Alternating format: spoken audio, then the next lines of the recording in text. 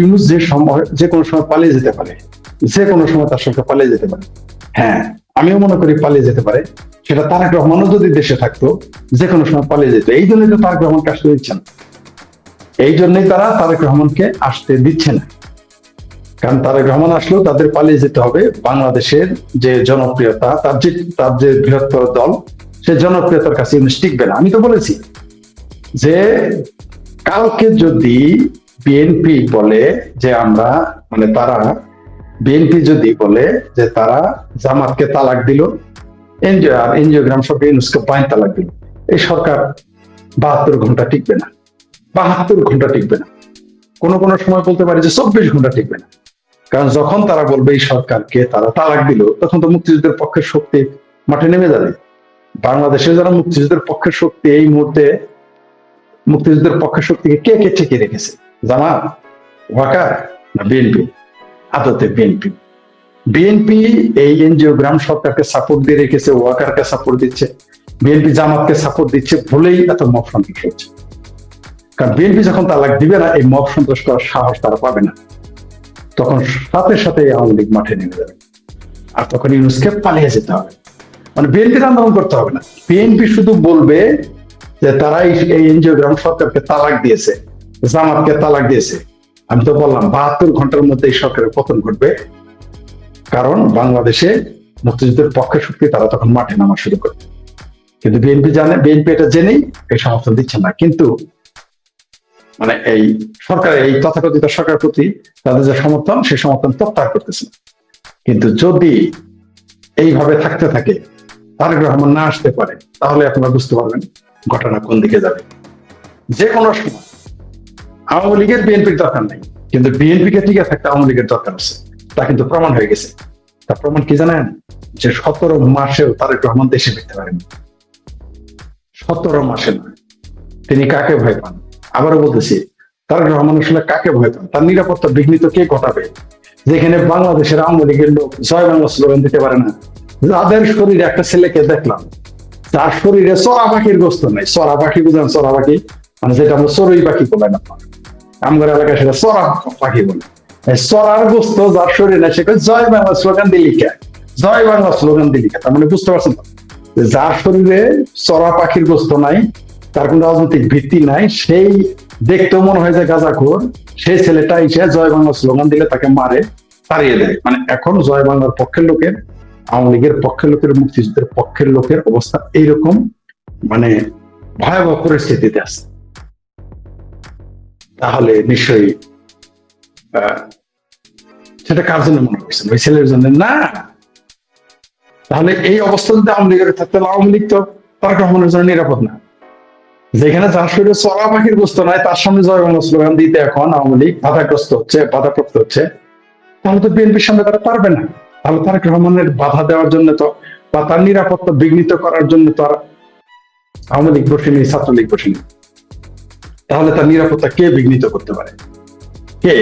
নিশ্চয়ই ইউনূস সরকার, নিশ্চয়ই জামাত, নিশ্চয়ই জামাত ইউনূসের মিল্লিজুলি সরকার। এটা আমার কথা না। তারেক রহমানের কন্যা জাইমা রহমান বলছে যে জামাত নিয়ন্ত্রিত ইউনূস সরকারকে তারা বিশ্বাস করে না। এটা আমি বলি না, এটা আমরা যখন বলেছি আমাদের গালি দিয়েছেন। আমরা যখন বলেছি জামাত, এটা জামাত, আমরা বলেছি জামাত, বিএনপি এবং ইউনূসের মিলাজুলা সরকার, তখন আপনারা আমাদের গালি দিয়েছেন। আমরা এই বলেছি যে এই সরকার জামাত চালে, তখন আরো বেশি গালি দিয়েছেন। কিন্তু এখন কে বলতেছে? জাইমা রহমান বলতেছে এই বিএনপি লোকে আমাদের গালি দিয়েছে, আমাদের বলছে আমরা আওয়ামী লীগের দোষর, আমরা আমরা রয়ের এজেন্ট, আমরা ভারতের দোষর, শেখ হাসিনার দোষর, আওয়ামী লীগের দোষর, এগুলো গালি দিতেন। তো জাইমা রহমানও কি এখন আওয়ামী লীগের দোষর হয়ে গেল, রয়ের এজেন্ট হয়ে গেল? জাইমা রহমানও কি এখন শেখ হাসিনার দোষর হয়ে গেল? এই কথাগুলো তো আমরা বলেছি ভাই, কত না গালাগালি আপনারা করলেন। কিন্তু এখন দেখা যাচ্ছে আমাদের কথাগুলোই সত্য, আমরা জনমান করেছি। তারেক রহমানের বাংলাদেশে পদার্পণ করতে না পারার মধ্যে দিয়ে প্রমাণ হলো যে আমাদের কথাগুলি সত্য। আমরা যে অনুমানগুলো করেছিলাম সেগুলো প্রতিদিন সত্যে পরিণত হচ্ছে। যে তারেক রহমানের মা বাংলাদেশের সব অনেক দ্বিতীয় বৃহত্তম বড় দলের চেয়ারপারসন, তিনি জীবন মৃত্যুর সন্ধিক্ষণে। কেউ কেউ বলেছেন যে তিনি মৃত, কিন্তু তাকে ঘোষণা করা হচ্ছে না। কেউ কেউ বলেছেন যে না, তিনি আইসিইউতে আছেন, অ্যাবাউট টু ডাই। হ্যাঁ,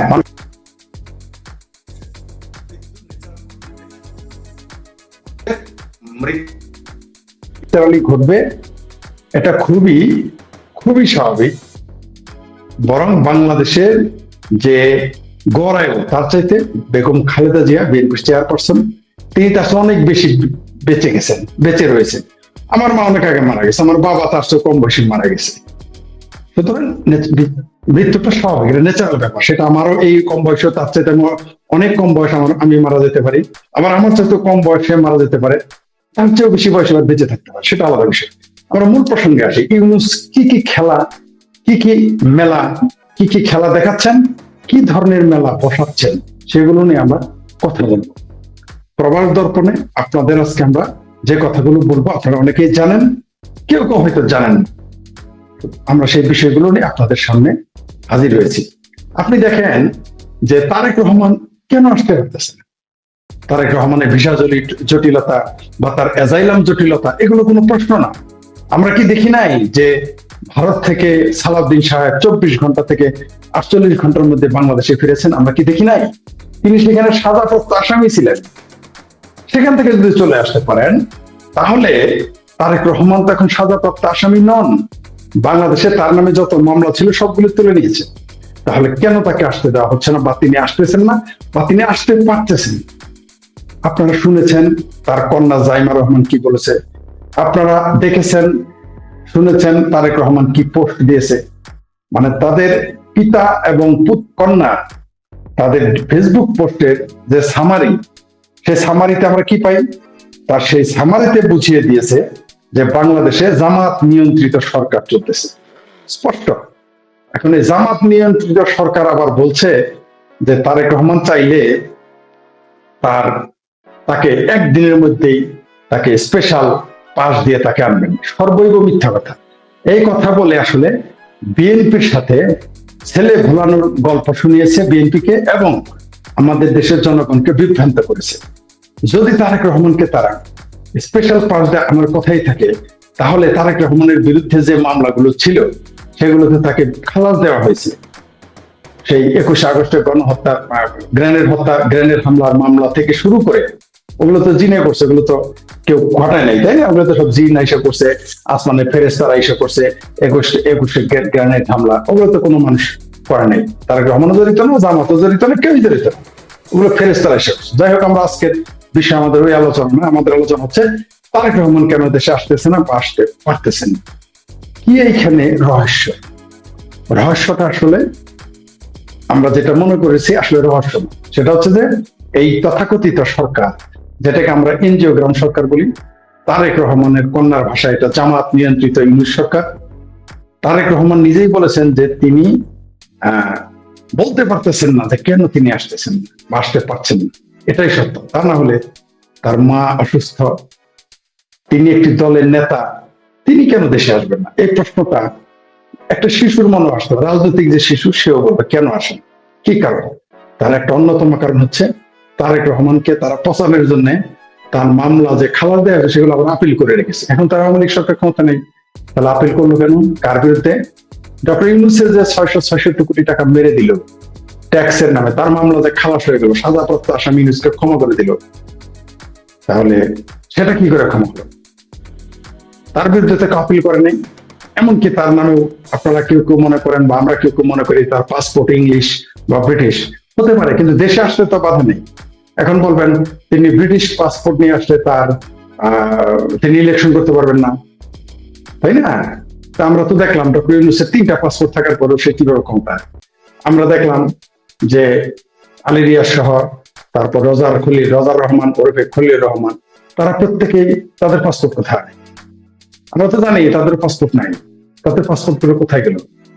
তারা কোন দেশের নাগরিক? এই দেশে যারা আরো উপদেষ্টা আছেন, শোনা যায় কারো বাড়ি নেদারল্যান্ড, কারো বাড়ি ফ্রান্স, ইত্যাদি ইত্যাদি আমরা শুনতেছি। সত্য মিথ্যা আমরা জানি না। ডক্টর কলিমুল্লাহ এই সত্য কথা বলার কারণে এখন জেলে। তিনি শুধু বলেছিলেন যে ডক্টর ইউনূসের যে পাসপোর্ট, তার নাগরিকত্ব এগুলো কয়েকটা দেশের নাগরিক তিনি, এবং তার এনজিওগ্রাম সরকারে 15 জন নাগরিক ডুয়েল সিটিজেন। এটা তিনি বলেছেন। এটা বলার কারণে তাকে জেলে পাঠিয়ে দেওয়া হয়েছে। অথচ তিনি কিন্তু এই ইউনূসের তথাকথিত সরকারের সমর্থক। কিন্তু আমরা কি দেখলাম? উল্টো দেখলাম।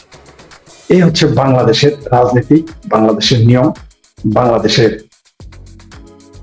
সমাজ ব্যবস্থা, বাংলাদেশের রাষ্ট্র ব্যবস্থা। আপনি তারেক রহমানকে এরা একদিকে বলতেছে যে 24 ঘন্টার মধ্যে তাকে আসতে দিলে চাইলে তিনি আসতে পারেন, আর একদিকে তার পাসপোর্ট রিনিউ করে না। তার পাসপোর্ট রিনিউ কেন করে? ধরে নিলাম আওয়ামী লীগ সরকার তার পাসপোর্ট দেয়নি, আওয়ামী লীগ সরকার খুব খারাপ, শেখ হাসিনা সরকার খুব খারাপ। এখন তো শেখ হাসিনা সরকার নেই। এখন কেন তারেক রহমানের পাসপোর্ট এই এনজিওগ্রাম সরকার ইস্যু করে না? একটা পাসপোর্ট ইস্যু করতে কি 16 মাস লাগে? 16 মাস লাগে? লাগে না। তাহলে পাসপোর্ট কেন দিচ্ছে না তারেক রহমানকে? আসলে এই সরকারও চাচ্ছে না যে তারেক রহমান দেশে ফিরুক, এটা পরিষ্কার। এরা চাচ্ছে না, জামাত চাচ্ছে না তারেক রহমান ফিরুক, এনসিপি চাচ্ছে না তারেক রহমান ফিরুক, বৈষম্য বিরোধী চাচ্ছে না তারেক রহমান ফিরুক, চরমনাই চাচ্ছে না তারেক রহমান ফিরুক। সেই জন্যই তো তারেক রহমানকে বোকা বানানোর জন্য এই ডক্টর মোহাম্মদ ইউনূস আদম ব্যাপারী সাহেবকে জামাত বুদ্ধি দিয়ে ইউকেতে পাঠিয়েছিল, লন্ডন পাঠিয়েছিল। যথারীতি তারেক রহমান জামাত এবং ইউনূসের পাতা ফাঁদে পা দিয়েছিলেন। আমরা তখনই বলেছিলাম এটা ছিল ফাঁদ। তারপর আরেক ফাঁদ পাতলেন, মির্জা ফখরুল সাহেবকে আমেরিকার সফর সঙ্গী হিসেবে নিয়ে গেলেন, যাদের রাজনীতিতে দুধদাত পড়ে নাই, যাদের রাজনীতিতে মুসলমানই হয় নাই, তাদেরকে তার পাশে বসিয়ে রাখা হলো, তার সফর সঙ্গী করা হলো। জামাত নেতাকে ঠিকই ডক্টর ইউনূস সাথে নিয়ে বের হয়ে গেল, কিন্তু মির্জা ফখরুল সাহেবকে, আমার জাতীয় ভাতিজা আক্তারকে সাথে দিলেন, যাতে ডিম ডুম মারতে পারে ছাত্রলীগ বা আওয়ামী লীগ বা মুক্তিযুদ্ধের পক্ষের মানুষ। এটা তারা চেয়েছেন। কিন্তু যথারীতি আক্তারকে মারলো, মির্জা ফখরুল সাহেবকে আপাতত মারে নেই। সেখানে একটা নাটক, অর্থাৎ 2 বার বেচা দিয়ে দিল ডক্টর ইউনূস, যেটা বিএনপির চেয়ারপারসনের সাবেক উপদেষ্টা মেজর আখতারুজ্জামান এমপি এবং মাহবুব কামাল সাংবাদিক, এই 2 জন বর্ষিয়ান ব্যক্তি বলেছিলেন যে তারেক রহমানকে, বিএনপিকে ডক্টর ইউনূস 7 বার বেচা দিবে, সবে তো 2 বার। সেই কথাটা এখন প্রমাণ পাচ্ছেন। তাদের নাটকটা দেখেন, কি চমৎকার এই দেশের নাটক। আর আপনি নাটকটা দেখবেন আর হাসবেন। নাটকটা হলো যে তারা একদিকে বলতেছে তারেক রহমান 24 ঘন্টা আসতে পারে, আরেকদিকে বলতেছে যে তার পাসপোর্ট দেওয়া ইস্যু করা হচ্ছে। সবচেয়ে বিপজ্জনক, তাদের বক্তব্য এক জায়গায় আসছে যে তারা নিরাপত্তাহীনতায় ভুগতেছে। বাংলাদেশে তারেক রহমানের নিরাপত্তাহীনতা কেন ভুগবে? এখন কি আওয়ামী লীগ ক্ষমতা? তাহলে কাকে ভয় পায়? কাকে? নিশ্চয়ই জামাতকে। কারণ জামাতের সাথে বিএনপির যে কাইটা পিরিতি, তারা কি করতে পারে কি করতে পারে না তারা তো জানে। জামাতে কোষে আগস্ট ঘটাতে পারে, তারা জানে। জামাত 64 জেলা 63 জেলা বোম মারতে পারে, তারা জানে, দেখেছে। এগুলো তো বিএনপি জানে। বিএনপি তার সবচেয়ে বড় চাক্ষুষ সাক্ষী যে কিভাবে জামাত কাজ করে। সুতরাং বিএনপি তারেক রহমান ভয় পাচ্ছেন। তাছাড়া কেউ কেউ মনে করে যে এই মুহূর্তে একটি পরাশক্তি এবং আমাদের প্রতিবেশী দেশ নাকি তাকে সিগন্যাল দিচ্ছেন। আমার কাছে এই বিষয়টা মনে হচ্ছে না। যদিও কেউ কেউ মনে করে, আমরা প্রথমে কেউ কেউ এরকম মনে করেছেন, আমার কাছে তার মনে হয়। কারণ হচ্ছে তারেক রহমানকে নিয়ে তারা এই মুহূর্তে যদি একটি পরাশক্তি ভাবতো, তাহলে তার কোনো না কোনো সিমটম আমরা পেতাম, কিন্তু আমরা পাই নাই। বরং শেখ হাসিনাকে নিয়ে পরাশক্তি গুলো ভাবতেছে, তার জন্য শেখ হাসিনাকে আমরা বিভিন্ন সংবাদ মাধ্যমে দেখতে পাচ্ছি। তারেক রহমানকে আমরা 16 বছরে পৃথিবীর কোনো বড় সংবাদ মাধ্যমে তাকে আমরা খুঁজে পাইনি, কিন্তু শেখ হাসিনাকে 16 মাস না যেতে আমরা পাচ্ছি। বরং বাংলাদেশ সরকার বলতেছে তার কোনো প্রকার বক্তব্য যেন প্রচার না করা, এমনকি সেটা ফেসবুকে না। কিন্তু তার বিচার কার্য পরিচালনা করে সেটা আবার দেখায়, তো আবার খন্ড খন্ড করে দেখায়। আমরা দেখতে পেলাম আজকে বাংলাদেশে কেউ কেউ মনে করতেছেন আবার, আপনারা আজকে একটা ভয়াবহ ঘটনা শুনেছেন যে সন্দ্বীপে কারীদের সম্মেলনে, মানে যারা কোরআন পড়ে, কোরআন প্রতিযোগিতায় থাকে, ভালো করে সহি শুদ্ধভাবে কোরআন পড়তে পারে, তাদের সম্মেলনে পাকিস্তান জিন্দাবাদ স্লোগান দিয়েছে। ভাবা যায় স্বাধীন বাংলাদেশে পাকিস্তান জিন্দাবাদ। আপনারা কোনোদিন পুরো পাকিস্তানের কোনোদিন বাংলাদেশ জিন্দাবাদ শুনেছেন? শুনেন নাই, শুনবেন। কিন্তু এই স্বাধীন বাংলাদেশে কারী সম্মেলনে পাকিস্তান জিন্দাবাদ স্লোগান দেয়। দেওয়াটাই স্বাভাবিক, কারণ এই মুহূর্তে তো বাংলাদেশটা পাকিস্তানিদের দখলে। কেউ কেউ তো মনে করে পাকিস্তানের আইএসআই এর ঘাঁটি, আইএসআই এর হেড অফিসটা এখন ঢাকা, ঢাকাতে বসেছে। কেউ কেউ মনে করে, আমরা বলি না, কেউ কেউ মনে করে, কেউ কেউ মনে করে এই মুহূর্তে বাংলাদেশের সেনাবাহিনী পাকিস্তানের আইএসআই এর কথা উঠে আর বসে, তুরস্কের কথা উঠে আর বসে। আমরা এটা শুনেছি, আমাদের কাছে এরকম মনে হয়। তাহলে বিষয়টা কি দাঁড়ালো? সুতরাং ওই সন্দ্বীপে স্লোগান দিতেই পারে পাকিস্তান জিন্দাবাদ, আমি একটু অবিশ্বাস বা করিনি বা এটা নিয়ে বিস্মিত হইনি। তার চেয়ে বড় প্রমাণ কি, সেই মিটিং এ দেখবেন কালো পাঞ্জাবি পরা এই বড় দাঁড়িয়ালা একটা পাকিস্তানি জঙ্গি ছিল।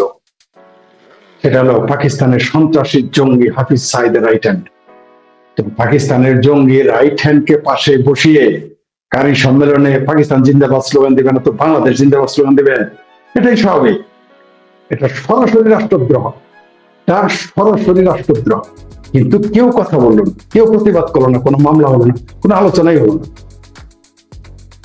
কিন্তু এই কাজটা যদি ইসকন করতো, ভারত জিন্দাবাদ বলতো, তাইলে এতক্ষণ দেখতেন সরাসরি রাষ্ট্রদ্রোহ, তার ইসকনের যত লোকজন আছে তাদের ধরতো আর পেটাইতো।